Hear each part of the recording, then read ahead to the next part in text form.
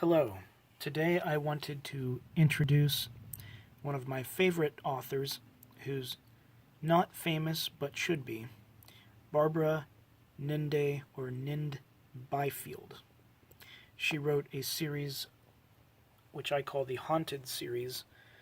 The Haunted Spy was the first one, but it actually is the last one chronologically in the storytelling context.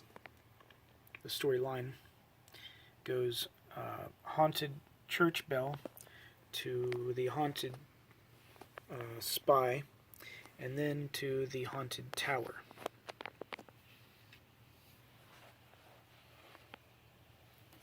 So I will show some of the illustrations.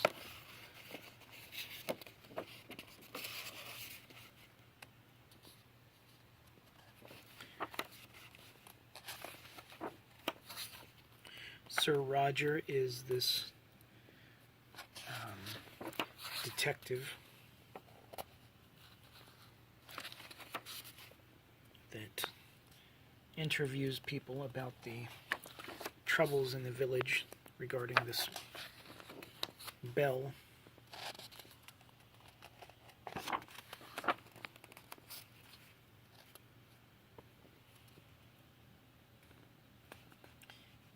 Involving innkeeper, blacksmith, and a hermit.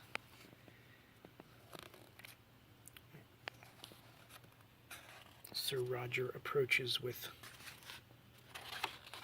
others, and this hermit comes out swinging an ice ball as a slingshot.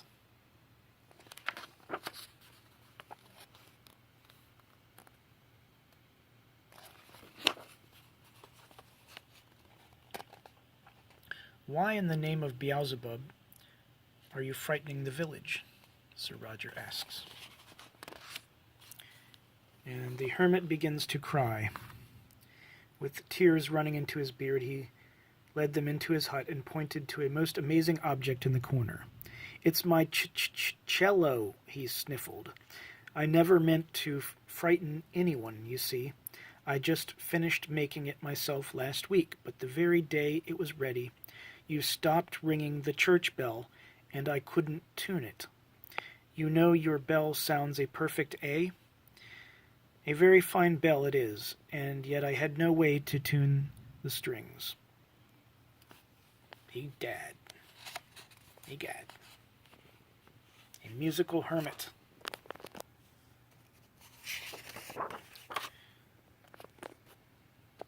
But I just love the details and the rendering that she puts into her work.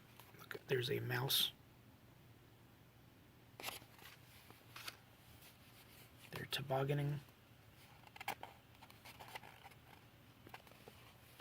Yes, Sir Roger has a doggy, and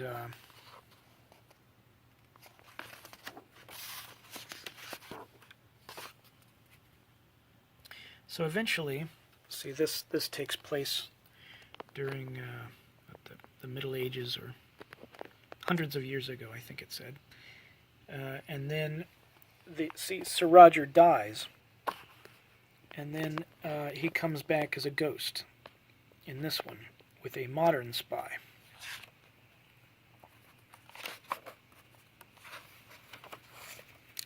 "I am a spy who got tired of spying. I was tired of having to wear my trench coat even when it wasn't raining. I was tired of living in hotels, driving fast cars, and eating meals I never had time to finish. One day, I tried to write a note with my walkie-talkie disguised as a fountain pen. Then I tried to see the time on my tape recorder disguised as a wristwatch. Then I pinched my finger in the false bottom of my attaché case. Really, I said to myself, I'm getting too old for this secret agent business. I think I shall retire to a quiet life in the country.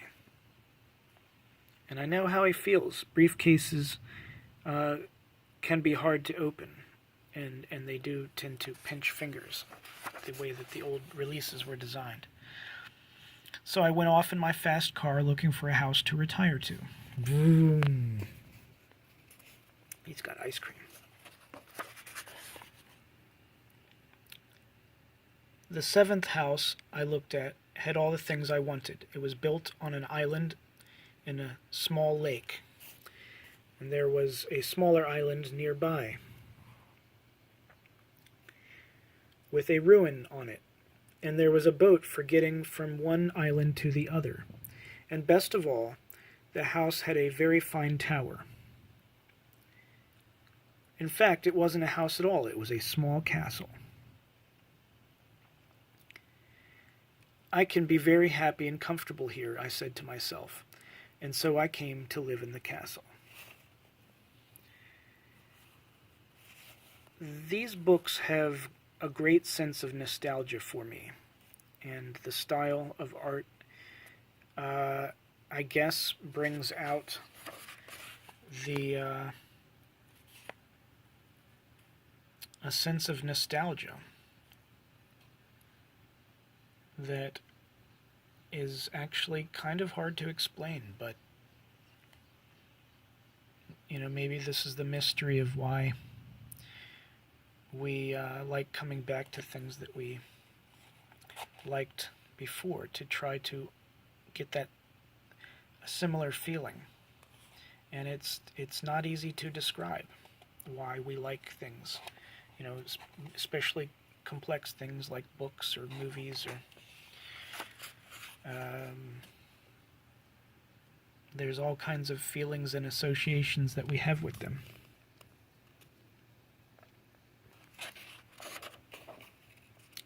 But there's this eerie feeling of being watched by a ghost in a haunted house and searching around trying to solve the mysteries, and hearing noises and seeing shadows. And I love this concept of hiding in a grandfather clock. And of course, hiding in a suit of armor, as was in some old movies like, I don't know, Abbott and Costello type things. And architecturally, even though it doesn't show the roof beams in this section, cutaway, I just think it was very brilliant to show cutaways, cutaway perspectives, showing the inside through blocks. And I don't think those blocks are actually missing, although, this is an opening that he sees, but the blocks and this section of roof are not actually missing from the building. It's just drawn that way for the storytelling purposes, for the reader to see where he is in the tower. And again, here's a diagram, a sectional diagram, basically the staircase, the secret staircase, and the secret tunnel with dash lines, just like we do in architecture. And a cutaway of the secret tunnel under the water. And there is a frog.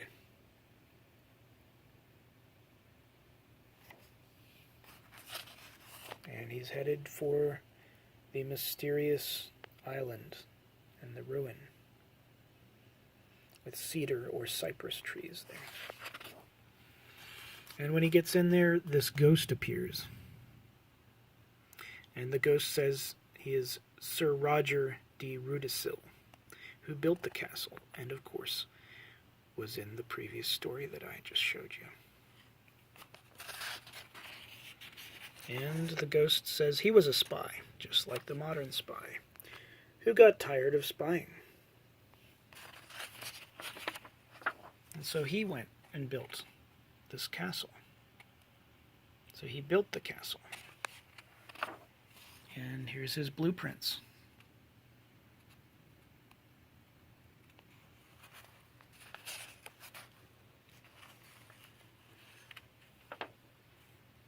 So, the spy lives with a ghost of a spy. And they seem to get along quite well and enjoy each other's company during long nights. They can tell each other of their long adventures.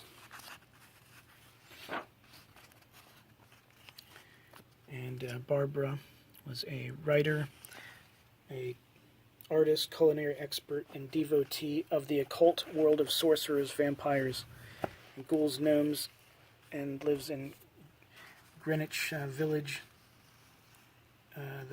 She also wrote The Glass Harmonica, a lexicon of mythical creatures and medieval chivalry, and the Eating in Bed cookbook, and I actually have some of those as well. So the Haunted Tower.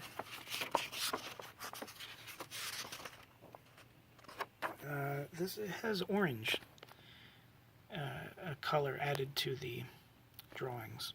And you see the modern spy with the ghost spy. And they're going to the train station to greet Crown Prince Brolf.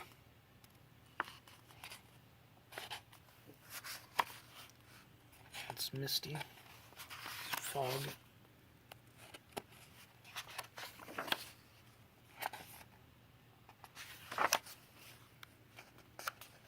There's an archbishop. He's reading Great Spies of the World.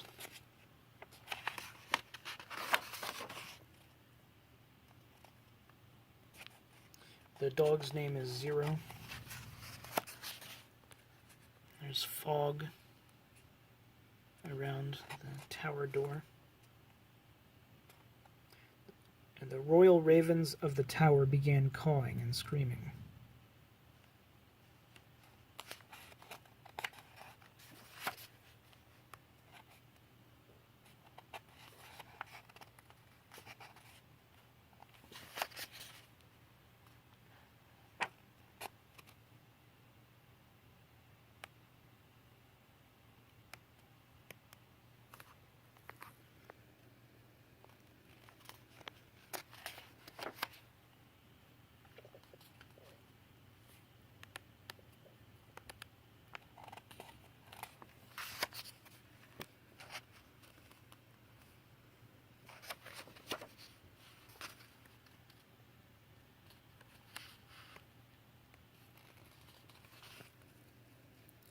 A fishing dinghy,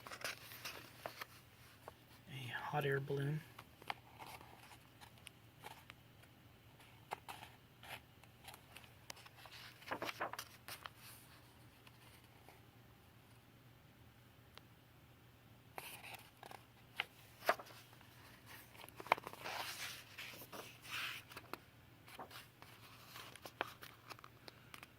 the ghost spy.